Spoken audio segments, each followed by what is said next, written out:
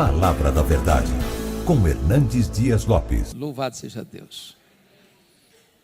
Eu quero partilhar com vocês um texto sobre família. E o texto está no primeiro livro de Samuel, capítulo 30. Peço que você abra a Bíblia comigo. 1 Samuel, capítulo 30. E vamos ler a partir do verso 1. Lido o texto, por favor, mantenha sua Bíblia aberta nesta passagem. Está escrito o seguinte: sucedeu, pois, que chegando Davi e os seus homens, ao terceiro dia a Ziclague, já os amalequitas tinham dado com ímpeto contra o sul Ziclague, e a esta ferido e queimado. Tinham levado cativas as mulheres que lá se achavam, porém a ninguém mataram, nem pequenos, nem grandes. Então somente os levaram consigo e foram seu caminho. Davi e os seus homens vieram à cidade, e ele queimada, e suas mulheres, seus filhos e suas filhas eram levados cativos. Então Davi e o povo que se achava com ele ergueram a voz e choraram até não terem mais forças para chorar. Também as duas mulheres de Davi foram levadas cativas: Ainoã, a jezreelita, e Abigail, a viúva de Nabal, carmelita. Davi muito se angustiou, pois o povo falava de apedrejá-lo, porque todos estavam em amargura, cada um por causa de seus filhos e de suas filhas. Porém Davi se reanimou no Senhor, seu Deus. Disse Davi a Abiatar, o sacerdote, filho de Aimeleque: traz-me aqui a estola sacerdotal. E Abiatar a trouxe a Davi. Então consultou Davi ao Senhor, dizendo: perseguirei eu o bando? Alcançá-lo-ei? Respondeu-lhe o Senhor: persegue-o, porque de fato o alcançarás e tudo libertarás. Partiu, pois, Davi, ele e os 600 homens que com ele se achavam, e chegaram ao ribeiro de Besor, onde os retardatários ficaram. Porém Davi e 400 homens continuaram a perseguição, pois que 200 ficaram atrás, por não poderem, de cansados que estavam, passar o ribeiro de Besor. Verso 18. Assim Davi salvou tudo quanto haviam tomado os amalequitas. Também salvou as suas duas mulheres. Não lhes faltou coisa alguma, nem pequena, nem grande, nem os filhos, nem as filhas, nem o despojo. Nada do que lhes haviam tomado, tudo Davi tornou a trazer. Também tomou Davi todas as ovelhas e o gado, e o levaram diante de Davi, diziam: este é o despojo de Davi. Amém. Eu quero pensar com vocês sobre o tema tomando de volta o que o inimigo levou. Esse texto retrata uma grande crise familiar. O sogro quer matar o genro. O sogro é o rei Saul. O genro é Davi, o sucessor do trono. Nos últimos 10 anos do governo de Saul, que durou 40 anos, o seu maior projeto de poder e de governo era matar o genro. E Davi não tinha mais para onde fugir. Cidades, desertos, cavernas. Então, diz a Bíblia que Davi toma uma medida extrema e perigosa. Ele busca asilo político no território filisteu, os arqui-inimigos de Israel, passando a ideia para o rei filisteu, o rei Aquis, de que ele tinha debandado e desertado das fileiras de Israel e passado para o lado dos filisteus. Diz a Bíblia que o rei filisteu lhe designa a cidade de Ziclague, uma espécie de cidade refúgio para ele, e os 600 homens que o acompanhavam com suas respectivas famílias. Porém, Davi agora está encrencado, muito encrencado, porque está fazendo um jogo duplo, dizendo para o rei filisteu que estava lutando as guerras filisteias, quando na verdade ele estava combatendo os inimigos de Israel. E agora o rei filisteu declara guerra contra Israel. e convoca Davi e os seus homens para engrossarem as fileiras do exército filisteu. E Davi não vê saída. Quando de repente, por providência divina, os príncipes filisteus disseram para o rei: esse cara não pode ir com a gente, ele é guerreiro e ele é israelita. Se no meio da batalha ele se voltar contra nós, nós vamos sofrer uma derrota amarga. Então dispensa esse cara. E aí o rei Aquis, a contragosto, dispensou Davi. Quando ele está retornando para a cidade de Ziclag, ele constata uma tragédia. Os terroristas do deserto, os amalequitas, atacaram a cidade de Ziclag. Queimaram a cidade de Ziclag. Feriram a cidade de Ziclag. Saquearam a cidade de Ziclag. Levaram não apenas rebanhos, mas sobretudo os filhos e as filhas e as mulheres cativos.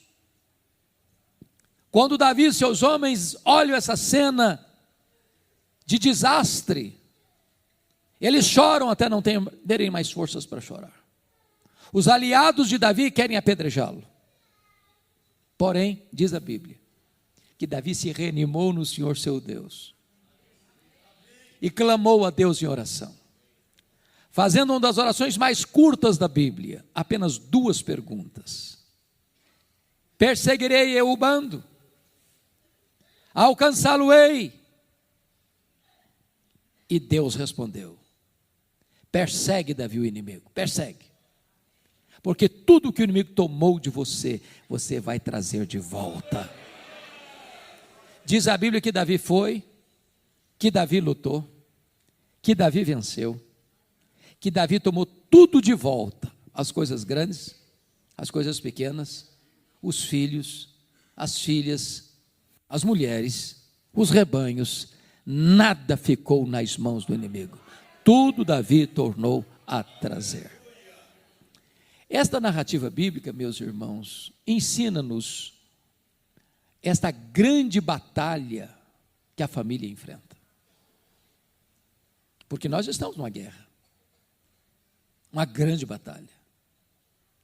E o alvo principal desta guerra é a nossa casa, é a nossa família. E esse texto é emblemático porque ele traz para nós a natureza desse combate, dessa guerra, e nos dá também estratégias para vencer essa guerra. Então eu gostaria que primeiramente nós olhássemos como é que é esse ataque do inimigo sobre a família. Então, com a Bíblia aberta comigo, vejamos versículo 1. Está escrito aí que os amalequitas deram com ímpeto contra o sul e Ziclag. Essa palavra ímpeto traz a ideia de um ataque frontal, avassalador, impetuoso, devastador. O inimigo não vem para brincar. Ele é assassino, ele é ladrão, ele é maligno, ele é tentador, ele é destruidor, ele é a antiga serpente, ele é o dragão, ele é o leão que ruge. Ele veio para roubar, matar e destruir.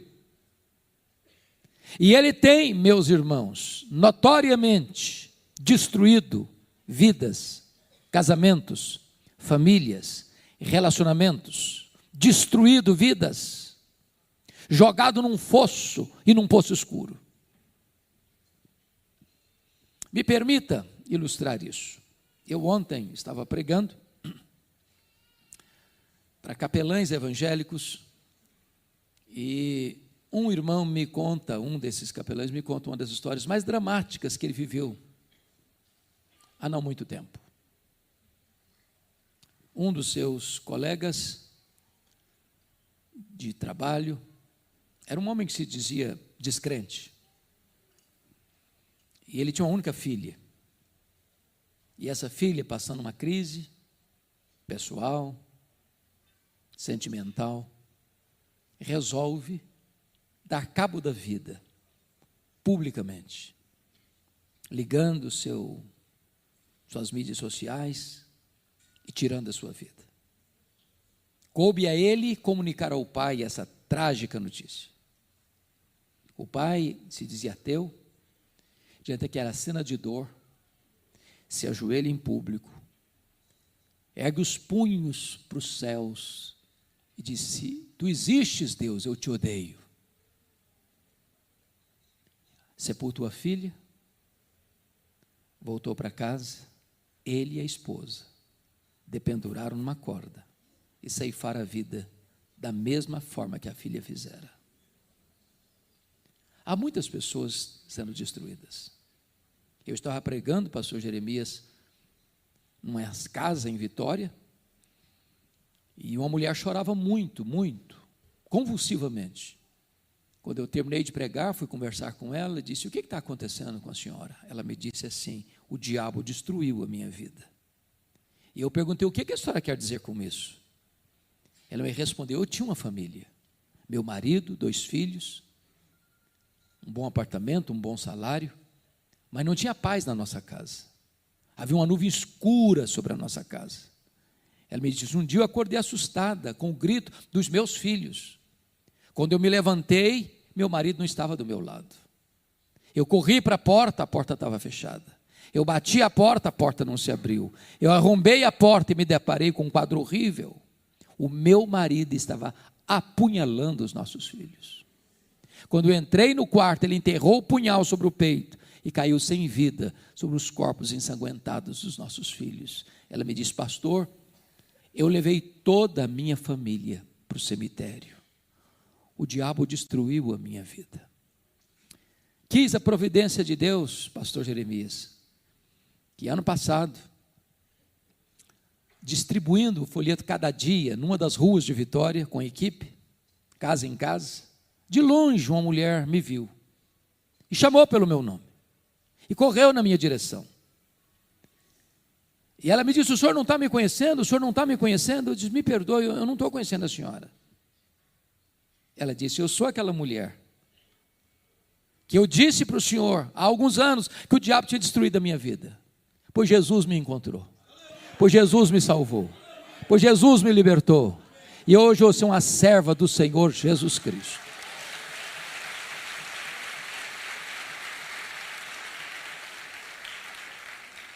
Só Deus pode reverter um diagnóstico tão sombrio, de dor e de lágrimas.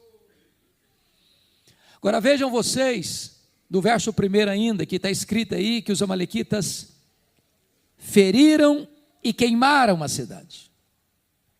Você queima estruturas físicas, trazendo o inimigo prejuízos financeiros. Mas você queima estruturas, mas você fere pessoas. Há muitas pessoas feridas hoje. Feridas na honra, feridas na alma, feridas nas emoções, feridas no corpo. Gente que sofreu um abuso dos pais, ou de um parente, ou de um vizinho, que nunca superaram essa dor. Gente que carrega na alma uma ferida que sangra, uma dor que lateja, que pulsa. Gente que ri, que brinca, mas que quando põe a cabeça no travesseiro, tem uma perturbação, uma angústia que não foi curada ainda. Eu estava pregando em São Paulo, e uma mulher de 60 anos se aproxima de mim, com a mão, com uma grande cicatriz na palma da mão, e ela disse assim: pastor, o senhor quer saber minha história? Eu falei: como assim? Eu fui esfaqueada pela minha mãe, quando eu tinha 10 anos de idade. Ela me disse: eu odiei a minha mãe 50 anos. Eu enterrei a minha mãe, eu não perdoei a minha mãe. Estava ferida, ferida na alma. Pregava aqui em Patrocínio, num congresso de médicos, e uma enfermeira muito sorridente nos acolhia, nos recebia, e depois da minha primeira palestra, ela me procurou e disse assim: o senhor está vendo esse sorriso bonito que eu tenho? Eu disse: é claro, é impossível não ver. Ela me disse: pois esse sorriso é uma mentira. Por trás desse sorriso, eu carrego uma alma doente, machucada, enferma. Tantas pessoas feridas. Talvez, pastor Jeremias, um dos dramas maiores que eu já tive no meu ministério foi um pedido de um irmão querido, um líder da igreja. Diz: pastor, o senhor não conhece a minha mãe. A minha mãe tem 80 anos. Eu sou filho mais velho. Eu nunca vi a minha mãe sorrir. Nunca. Já levamos em todo tipo de médico, de psicólogo,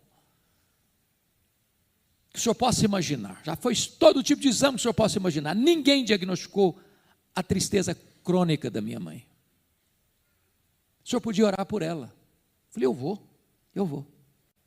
Quando eu chego em Israel, naquela casa, eu encontro uma mulher com um olhar distante, com um semblante abatido. Começa a conversar, o coração dela fechado. Quando de repente o Espírito de Deus, na sua bondade, tocou o coração dela e ela disse assim: eu quero ficar sozinha com o pastor. Quando eu fiquei sozinho com ela, ela me olhou nos olhos e me disse assim: pastor, eu sofro há 60 anos. Eu perguntei: o que houve? Ela me disse: eu traí meu noivo. Ele nunca ficou sabendo. Fui casada com ele muitos anos. Já sou viúva há vários anos. Mas aquele pecado está tão vivo na minha memória, como se eu tivesse cometido hoje de manhã. Eu sofro há 60 anos. Eu vivo numa masmorra emocional. Eu sou açoitada todo dia pelo chicote da culpa. E eu confesso para vocês que eu chorei com aquela mulher. Falei para ela da graça de Deus. Falei para ela do sangue do Cordeiro. Falei para ela do amor de Deus e do perdão que estava à disposição dela. E naquele dia aquela mulher se rendeu a Jesus. Eu tive o privilégio de batizá-la, de discipulá-la, de acompanhá-la cerca de 10 anos, uma vida feliz. Mas estava ferida pelo inimigo há 60 anos. Eu quero dizer para você que Jesus está aqui hoje. O médico dos médicos, o psicólogo dos psicólogos, o terapeuta da alma. E hoje Ele está aqui para curar a sua vida, para curar o seu coração, para curar as suas memórias, para libertar você deste ataque do inimigo. Mas notem comigo no verso 2 e 3, que quando o inimigo vem para atacar a família, ou vem para atacar, o alvo principal dele é a família. Por quê? Porque quando você desintegra a família, ou machuca a família, ou fere a família, você enfraquece a igreja. Não tem igrejas fortes com famílias fracas. Qualquer projeto, seja de governo ou de quaisquer outras instituições, que tem como base destruir os fundamentos da família, minar a família, solapar os alicerces da família, é um projeto suicida. Porque se você destrói a família, você destrói a sociedade. Não tem nação forte com famílias destruídas. E o alvo principal do inimigo é atacar a família. Vejam vocês que os amalequitas queimaram a cidade, mas levaram cativos os filhos, as filhas, as mulheres. Eu pergunto a você: que marido pode estar bem sabendo que a sua mulher está nas mãos do inimigo? Que pai, que mãe pode estar bem sabendo que os seus filhos estão nas mãos do inimigo? Quantas pessoas hoje prisioneiras das drogas, do álcool, da pornografia, da avareza, da ganância, das ideologias perniciosas, precisando de libertação.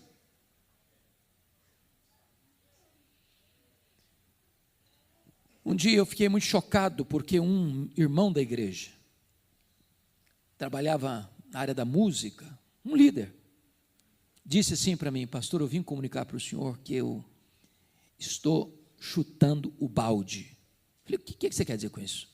Ele disse assim: eu estou indo embora de casa, estou deixando a igreja, estou deixando meu ministério, estou deixando a minha liderança, estou deixando a minha mulher, estou deixando as minhas 2 filhas, conheci uma outra mulher e quero viver essa aventura. Tudo que eu falei para aquele homem caiu em ouvidos surdos. Não adiantou nada. Ele saiu de casa, e essa mulher com quem ele se envolveu era fortemente ligada ao ocultismo, à feitiçaria. E eu às vezes fui visitá-lo e via despachos na sala dele aos demônios. Chegou a ponto de ir para cemitério à meia-noite fazer despachos. E eu falava e falava e falava, e nada resolvia. Então um dia eu contei para ele uma história que nós aprendemos na África do Sul, tribo dos Zulus. A prática dos Zulus é esta: se um rapaz começa a namorar com uma moça, ele dá um lenço branco para ela. Enquanto o namoro durar, ela fica com o lenço branco. Se o namoro terminar, ela devolve o lenço branco para o rapaz, necessariamente. Se ela não devolver, ela está dizendo: eu quero ser sua, você faça o que você quiser comigo, eu vou pertencer a você. Então soubemos lá, o pastor Jeremias estava conosco lá, de uma história de uma menina que foi abusada pelo ex-namorado. A família levou o caso às autoridades, e a primeira pergunta que fizeram para a moça foi essa: você devolveu o lenço branco para ele? Não, não devolvi. Então não podemos fazer nada, essa é a nossa cultura. Então eu disse para aquele rapaz: você precisa devolver o lenço branco. Passaram-se 3 semanas, pastor. O telefone do meu gabinete tocou, era ele. Ele disse: pastor, vem aqui em casa agora, porque eu vou devolver o lenço branco. Eu preciso devolver o lenço branco. E eu corri para lá. Eu nunca vi uma cena tão estranha. Eu me assentei na frente dele. Esse homem começa a tremer da cabeça aos pés. E começa a suar a ponto da sua roupa ficar completamente empapuçada. Sabendo da batalha espiritual que ele estava travando, eu perguntei: você está pronto a devolver o lenço branco? Ele me disse: pastor, eu preciso. Eu falei: então você vai pegar uma caixa, uma grande caixa, e vai botar tudo que você tiver de feitiçaria nessa casa aqui dentro. E ele começou a trazer velas, correntes, patuás, aventais, roupas. Encheu a caixa. Eu disse: agora nós vamos lá para o quintal, você vai me dar 1 litro de álcool. E eu joguei 1 litro de álcool naquelas coisas, naqueles objetos. E eu disse: agora nós vamos queimar esses objetos, com um símbolo, como aconteceu lá na igreja de Éfeso, de rompimento com essas práticas. E ele pegou o palito de fósforo, riscou, e não pegou fogo. Ele pegou o segundo palito de fósforo, riscou, e não pegou fogo. E este homem deu uma gargalhada cavernosa e disse: não vai pegar fogo. E eu disse: vai pegar fogo em nome de Jesus, porque agora quem vai riscar o palito de fósforo sou eu. Quando eu risquei o palito de fósforo, o fogo pulou na caixa, e esse homem deu um grito desesperador e caiu desacordado aos meus pés. Eu clamei pelo nome de Jesus. O Senhor trouxe a consciência com o coração quebrado, quebrantado, arrependido e transformado. Estava, entretanto, nas mãos do inimigo. Talvez você veja aqui hoje, talvez você que está nos acompanhando, está precisando de libertação. E Jesus é o libertador. Se o Filho vos libertar, verdadeiramente sereis livres, diz as Escrituras. Não importa quanto tempo, não importa quão grossas sejam as correntes, quão terríveis sejam as amarras, hoje Jesus trouxe você aqui para libertar você dessas amarras, dessas correntes que têm prendido a sua vida. Mas ainda, confiram comigo, por gentileza, o versículo 6, porque aí tem outra artimanha do inimigo. Diz o texto que os aliados de Davi, os homens fiéis a Davi, querem apedrejá-lo. O inimigo vem e faz um estrago, e depois ele tem uma estratégia, é jogar uns contra os outros. É o marido que acusa a mulher, é a mulher que acusa o marido, os pais que acusam os filhos que acusam os pais, e de repente a família vira um pé de guerra. Eu vou lhes dizer uma frase aqui, se vocês esquecerem tudo o que eu falar, mas se lembrarem desta frase, me dou por satisfeito nessa noite. E a frase é esta: Quando você faz do aliado inimigo, você faz do inimigo aliado. Seu problema não é sua mulher. Seu problema não é seu marido. Seu problema não são seus filhos. Seu problema não são seus pais. Seu problema não é a sua sogra. Seu problema não são seus cunhados. Seu problema não são seus vizinhos. Seu problema não é seu patrão. Seu problema é espiritual. A nossa luta não é contra carne e sangue, mas contra principados e potestades, contra dominadores deste mundo tenebroso, contra forças espirituais do mal nas regiões celestes. Não podemos entrar nessa guerra, irmãos, com armas carnais. Precisamos de armas poderosas em Deus para destruir fortalezas e anular sofismas. Se você lutar contra carne e sangue, você cria mais problema. Você multiplica os inimigos. Você transforma os inimigos em seus aliados e aí a destruição chega. Precisamos abrir os olhos espirituais. Em nome de Jesus. Mas, irmãos, nesse primeiro ponto vamos olhar o último aspecto. Está lá no versículo 16. Nós não lemos o versículo 16 no começo. Você pode dar uma olhadinha agora.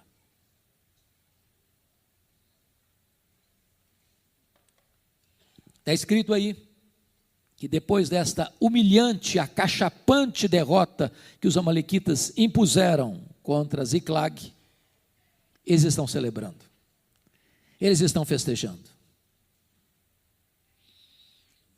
Preste atenção nisso. Quando o inimigo consegue atingir você, atingir seu casamento, atingir seus filhos, atingir seu cônjuge, ele celebra isso. A grande pergunta é onde a nossa vida está produzindo festa, se no acampamento de Deus ou no arraial do inimigo. Eu queria ilustrar isso, uma história de um dos homens mais emblemáticos da Bíblia, Sansão, juiz de Israel. Sansão foi um fenômeno, foi um gigante. O nascimento dele foi um milagre. Ele era cheio do Espírito Santo. Ele era um nazireu consagrado a Deus. E o nazireu tinha 3 coisas que ele não podia transigir, como símbolo da sua consagração a Deus. Ele não podia tocar em cadáver. Ele não podia beber bebida forte, bebida alcoólica. Ele não podia cortar o cabelo. Diz a Bíblia que um dia Sansão está caminhando e vê uma moça filisteia, e depois chega em casa e diz para o seu pai assim: papai, eu quero aquela mulher para mim. Seu pai diz: não, meu filho, que é isso? Não, para um pouquinho só. Essa moça é do povo que nos oprime. Essa moça tem outros deuses. Tem tanta moça bonita em Israel, para que você vai se envolver com ela? Não, papai, eu não quero nem conversa, é ela que eu quero, porque só dela eu me agrado. Notinha de rodapé. Eu sou pastor há 41 anos. Eu nunca vi um rapaz e uma moça que, tendo desobedecido pai e mãe na área do namoro, fizesse um casamento feliz. Nunca vi.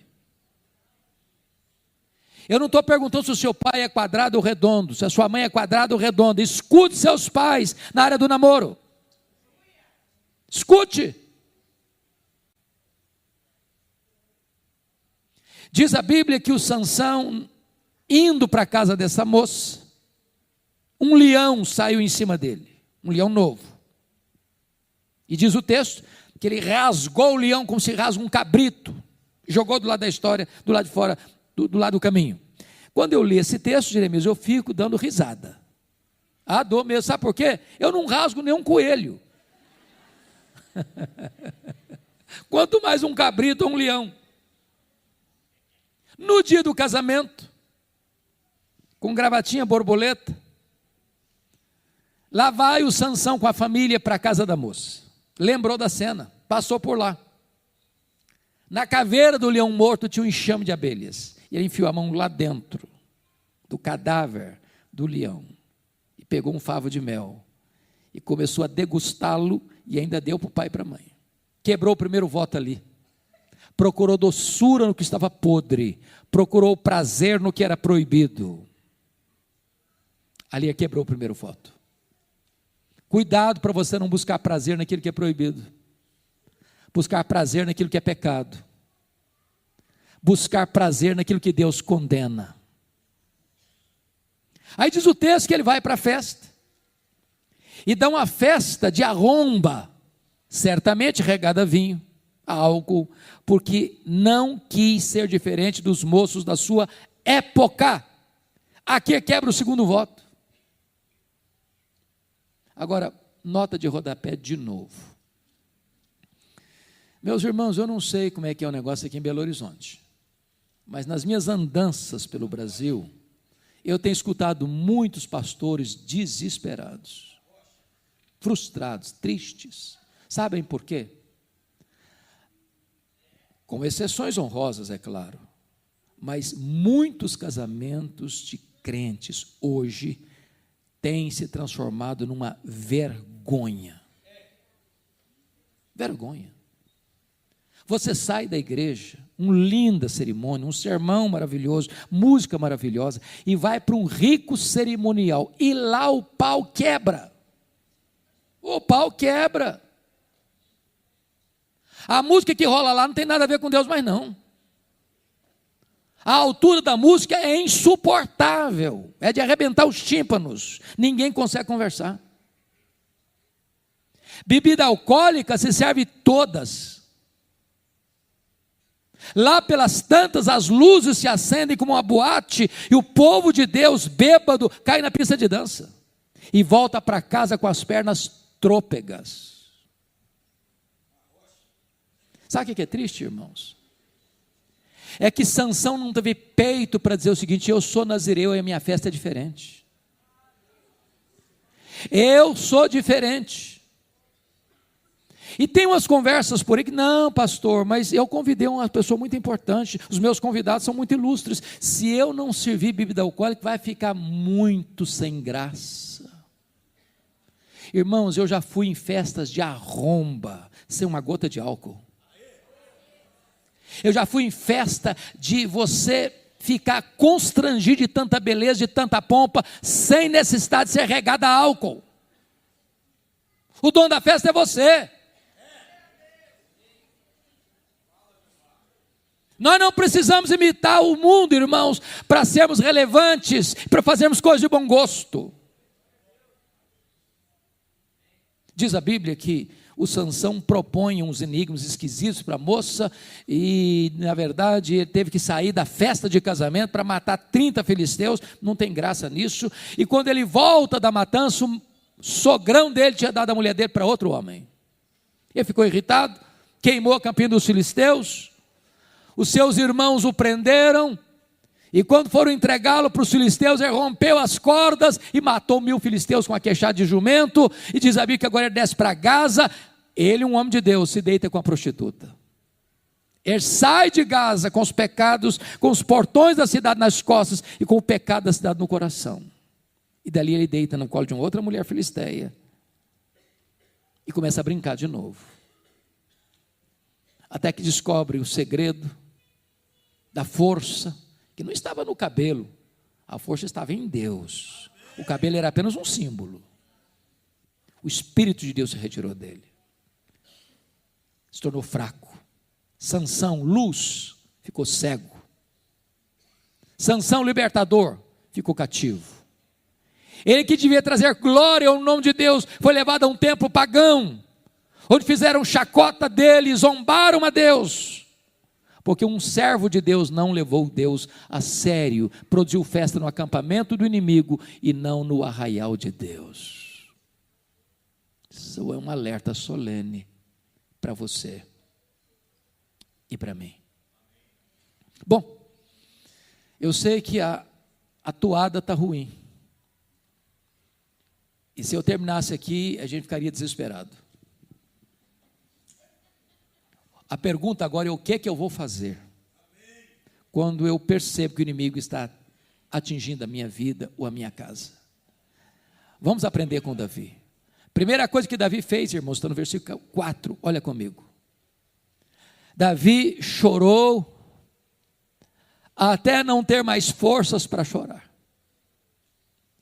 Às vezes, irmãos, nós estamos lutando pela nossa casa com o coração seco demais e os olhos enxutos demais. A nossa geração está chorando muito mais diante dos melodramas de Netflix do que dos dramas da vida.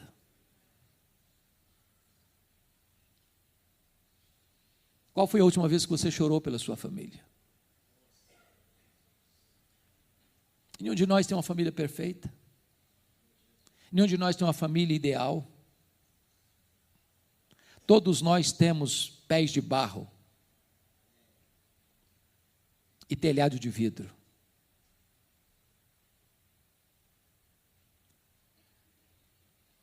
Às vezes há dramas terríveis, amargos, difíceis na nossa casa. Às vezes as pessoas nos veem, mas não sabem os dramas que temos. Eu já cheguei algumas vezes a ponto de desesperar-me. Meu Deus, o Senhor faz um milagre na minha família. Eu não suporto. Eu já tive um irmão assassinado. Eu já tive outro irmão vítima de atentado e Deus o salvou. Eu já tive noites indormidas, de gemidos e soluços, precisando de um milagre de Deus. É preciso chorar pela nossa casa, é preciso chorar pela nossa família. Eu não sei quantos de vocês já ouviram ou leram sobre o pastor Tim Simbala. O pastor Tim Simbala é um pastor batista do Brooklyn, lá em Nova York. Ministério bonito, ministério de música relevantíssimo. Um dia o pastor Tim Simbala chegou em casa e a sua filha primogênita, adolescente na época, disse assim para ele: papai, eu não quero saber mais do seu Deus. Eu não quero saber mais da igreja. Eu quero curtir a vida, eu quero ver o que o mundo tem para mim. Eu quero experimentar sensações maiores. Seu pai pediu, chorou, insistiu, nada adiantou. Aquela menina adolescente botou a mochila nas costas e saiu de casa. Já pensou o que é um pastor enfrentar isso?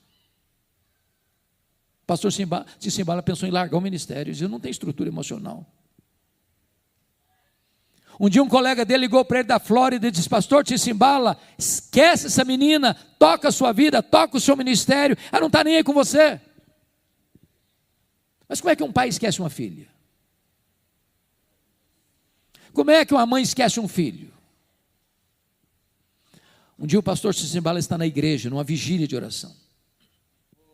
Quando uma irmã se levanta e diz assim: pastor Simbala, a nossa igreja nunca chorou pela sua filha. A nossa igreja nunca levantou um clamor em favor da sua filha. E diz que naquela noite os crentes deram as mãos ao redor dos bancos, e aquele templo se transformou numa sala de parto, de gemidos, de soluços, de lágrimas. Ele chegou em casa de madrugada e disse assim para sua esposa: minha querida, eu não tenho dúvidas de que Deus libertou nossa filha nessa madrugada. 3 dias depois, a campainha tocou bem cedo, a mãe foi à porta para atender, era a filha em prantos.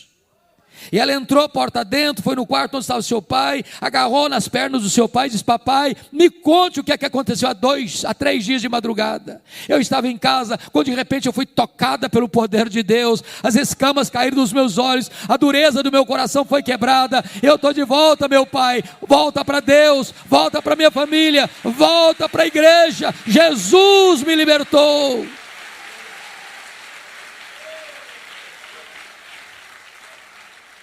Meu amado irmão, minha irmã, nós não geramos filhos para a morte, nós não geramos filhos para o cativeiro, nós não geramos filhos para habitar o inferno, nós geramos filhos para a glória de Deus. Não abra mão dos seus filhos, lute pelos seus filhos, chore pelos seus filhos, jejue pelos seus filhos, mas nunca desista de seus filhos, em nome de Jesus. Segundo lugar, veja comigo o versículo 6. Está escrito aí que diante do cenário cinzento de Davi ser apedrejado pelos seus aliados, está escrito: porém, Davi se reanimou no Senhor seu Deus. Louvado seja o Senhor. Agora notem que ele não se reanima porque ele é forte. Ele não se reanima porque tem muita gente do seu lado. Ele não se reanima porque o inimigo é fraco. Ele não se reanima porque tem uma estratégia. Ele se reanima no Senhor seu Deus. Sabe o que significa isso? A causa pode humanamente estar perdida, mas se você se reanimar no Senhor seu Deus, tem esperança. Você pode ter um diagnóstico médico de fim de linha, mas se Jesus interferir e você se reanimar no Senhor seu Deus, Ele pode reverter esse diagnóstico. O seu casamento pode estar acabado, se você se reanimar no Senhor seu Deus, esse revés pode ser revertido em nome de Jesus. Não há causa perdida para ele, não há casamento irrecuperável para ele, não há doença incurável para ele não tem problema sem solução. Ele é o Deus Todo-Poderoso.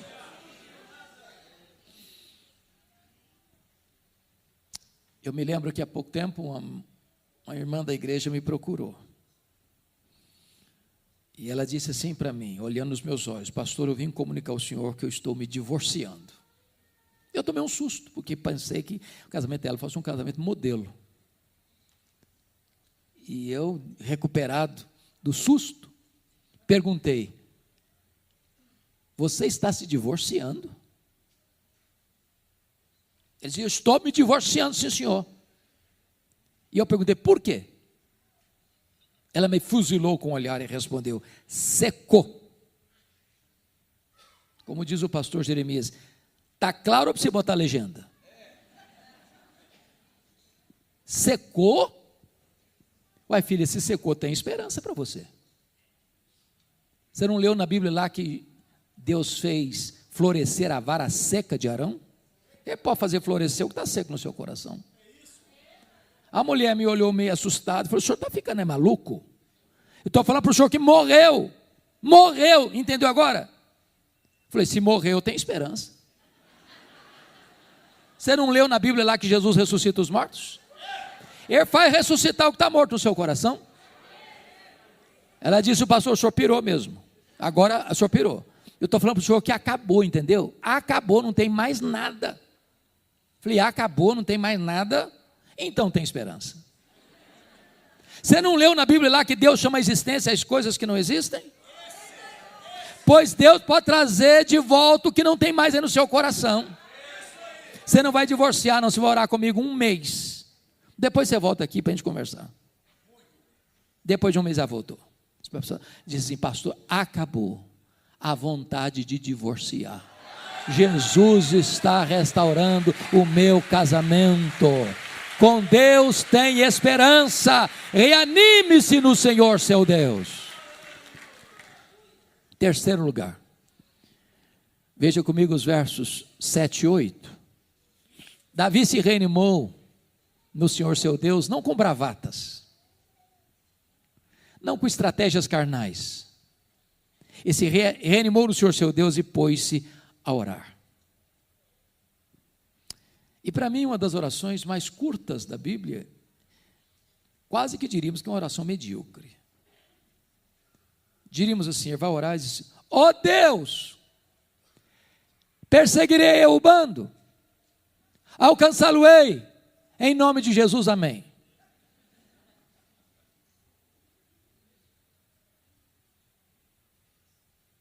Medíocre, não parece? Trocando em miúdos, o que ele está falando? Ele está dizendo: ó Deus, eu estou levando de goleada do inimigo. Eu vou aceitar passivamente a decretação da derrota na minha vida, na minha família, ou eu vou reagir? Eu vou jogar a toalha ou eu vou reagir? Eu vou entregar os pontos ou eu vou reagir? Eu vou dar de mão beijada a minha família nas mãos do inimigo ou eu vou reagir? E Deus respondeu para ele: persegue o inimigo, Davi, porque tudo que ele tomou de você, você vai trazer de volta. Irmãos, alguns nós na nossa vida e na nossa casa que não são desatados com estratégias humanas, com brigas, com disputas judiciais.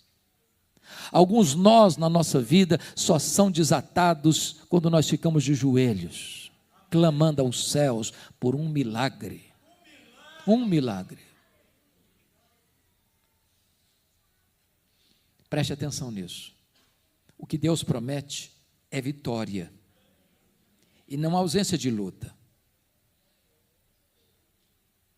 O que Deus promete é chegada certa e não caminhada fácil. Porque Davi orou, ele lutou.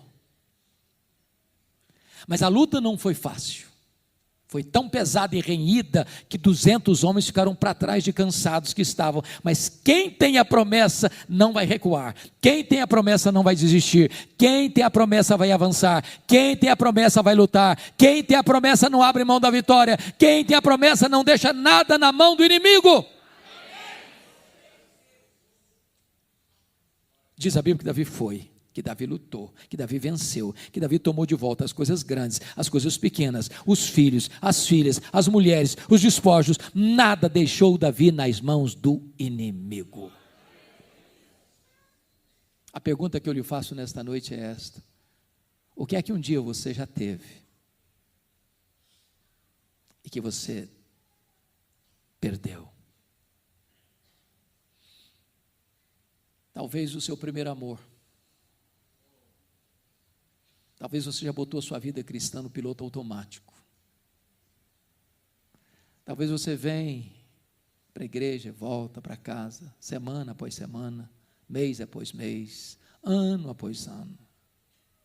Mas nada mexe mais com você. Talvez aquele amor que você tinha pela palavra foi se apagando. Talvez a sua vida devocional murchou, desidratou. Talvez a sua fidelidade a Deus na devolução dos dízimos, a generosidade nas ofertas, está longe, muito longe. Talvez o diálogo na sua casa acabou. Talvez o afeto, a doçura do relacionamento conjugal já foi embora.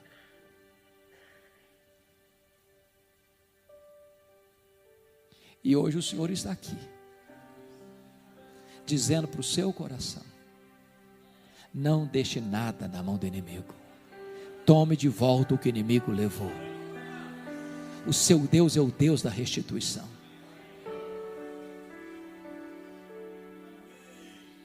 Eu queria terminar remetendo vocês a um livro que para mim é o principal livro da Bíblia sobre batalha espiritual.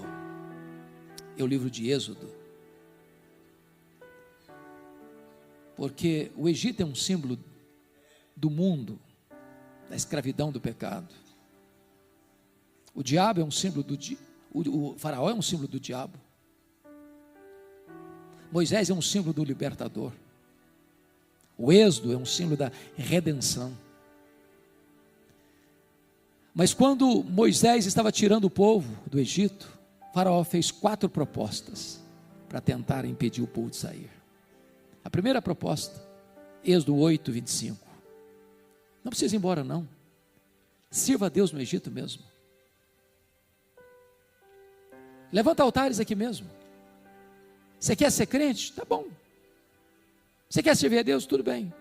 Você mudar de vida. Continua no Egito.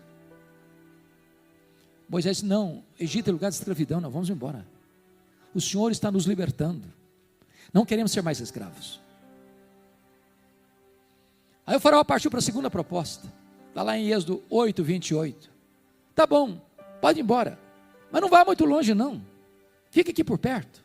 Vamos ser bons vizinhos. De vez em quando você vem aqui para o Egito matar saudades. Experimente o melhor dos 2 mundos. Faça a sua jornada com um pé na igreja e outro no mundo. Divida o seu coração. Moisés disse: não, nós vamos embora. Não queremos ter saudades do Egito, queremos ir embora. Vamos embora. Aí o faraó partiu para a terceira proposta. Está lá em Êxodo 10, versículos 10 e 11. Tá bom, vocês podem ir embora. Mas os filhos ficam. Vocês de cabecinha branca, pode todo mundo ir embora. A moçada fica no Egito. Tem muita gente achando que o lugar de jovem curtir a vida é no mundo. Me permita compartilhar isso. Um dia eu fui convidado para pregar numa das nossas maiores igrejas do Brasil. E eu tenho um problema sério, dentre tantos. Jeremias já sabe disso. Eu não sei pregar para a pessoa me dar um tempo. Você vai falar sobre tal assunto. Eu fico perdido. Quando me dá tema, eu fico perdido. Naquele dia me deram um tema. E o assunto era um trabalho de jovens. E o tema era santidade. Sabe quando você prega e você acha até que você pregou direitinho? Aí, meus irmãos, eu terminei de pregar. O grupo de liderança dos jovens, com muito carinho, me empurraram para uma sala e trancaram a porta. E o líder desse jovem botou o dedo no meu nariz e disse: o senhor é um homem retrógrado, quadrado, ultrapassado. O senhor está pensando o quê? Nós somos jovens universitários. Qual é o problema da gente ir para a boate? Qual é o problema de a gente tomar uma cervejinha? Qual é o problema de a gente curtir a vida? Nós somos crentes. Domingo nós estamos na igreja. Eu quase apanhei. Eu disse: meus irmãos, vocês é que me convidaram, eu já estou indo embora também. Mas antes de ir embora, eu tenho que dizer duas coisas para vocês. Primeira coisa, 1 Coríntios 10, 31. Portanto, quer comais, quer bebais, quer façais qualquer outra coisa, fazei tudo para a glória de Deus. Eu disse para eles assim: olha, vocês querem ir para a boate? Querem encher a cara? Pode ir, pode ir. Agora, tem que ser para a glória de Deus. Se conseguirem, vão em frente. Duvido que consigam. Segunda coisa, Colossenses 3,17. E tudo o que fizerdes, seja em palavra, seja em ação, fazei em nome do Senhor Jesus, dando por isso graças a Deus Pai. Se vocês conseguirem ir para a boate, para encher a cara, tem que ir em nome do Senhor Jesus, dando graças a Deus Pai. Se conseguirem, vão em frente. E até logo. Fui embora.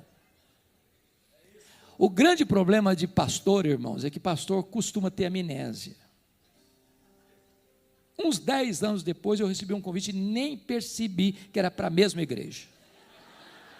Quando eu chego, eu tomo um susto. Para piorar a situação, a primeira pessoa que me aborda, uma senhora. E ela me fez a pior pergunta que se faz a um pastor. Ela disse assim: pastor, o senhor está lembrado de mim? Nunca faça essa pergunta a um pastor, você vai constrangê-lo.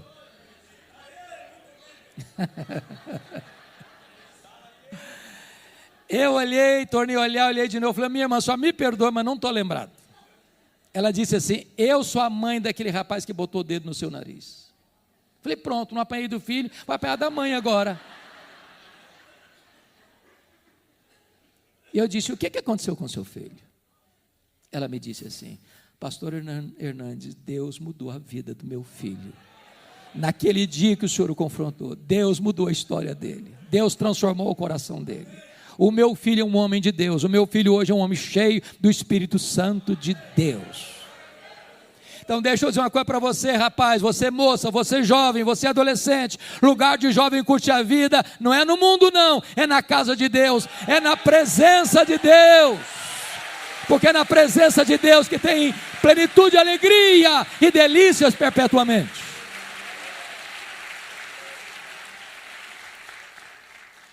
Mas aí o faraó partiu para a última alternativa. Êxodo 10, versículos 24 a 26. O faraó disse assim: tá bom, pode todo mundo ir embora. Os rebanhos de vocês ficam. Vocês servem a Deus, o dinheiro de vocês serve ao Egito.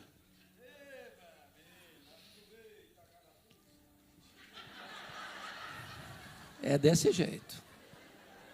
Porque tem gente que diz que está servindo a Deus, mas o dinheiro dele não. Tem gente que parece ter uma jararaca no bolso.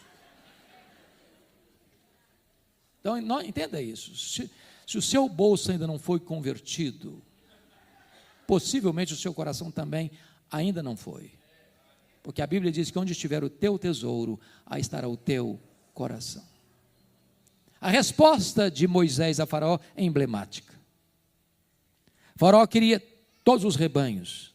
Moisés disse: pois bem, Faraó, escute isso. Nenhuma unha vai ficar no Egito. Nenhuma unha. Até hoje eu não sei bem para que serve uma unha. Mas Faraó está dizendo o seguinte: ô Faraó, escute isso. Tudo que nós somos, tudo que nós temos, nós queremos dedicar a Deus. Então nada vai ficar no Egito. Meu irmão, em nome de Jesus, não deixe nada nas mãos do inimigo. Tome de volta o que Deus lhe deu. E viva para a glória de Deus. Eu quero orar por você. Eu quero clamar a Deus em seu favor.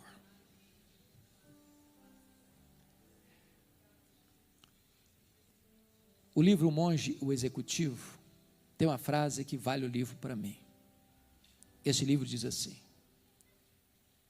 você não é o que você fala, você não é o que você sente, você não é o que você promete, você é o que você faz.